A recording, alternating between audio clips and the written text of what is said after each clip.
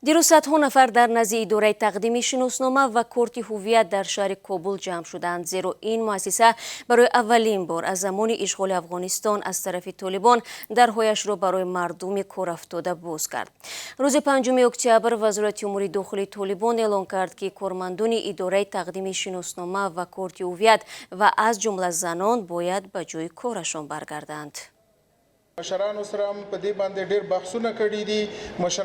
ما مشکلی رو در دوام 3 ماه گذشته با رهبران زیاد بررسی کردیم. معاش‌های کارگران به زودی پرداخته می شوند.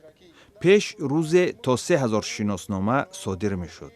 ما روز تا 6000 شناسنامه تقدیم خواهیم کرد. طالبان ناظر با استفاده از زور ایزیام را به نظم درآوردند. به گفته منصبداران طالبان صدور شناسنامه ها 9 اکتبر سر می شود. اما دیروز اکثر کارافتادگان از بی سر و سامانی در این اداره شکایت داشتند.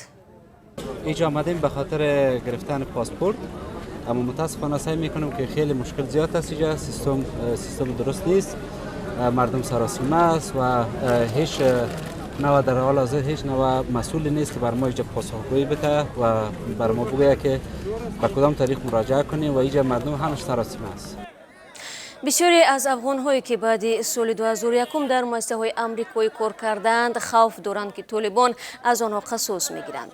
این افغان‌ها تلاش دارند که از افغانستان بیرون شوند. ضمناً منصبداران قطر می‌گویند دیروز بار ششم هواپیمای مسافربر 300 نفر را از کابل به شهر دفعه انتقال داد.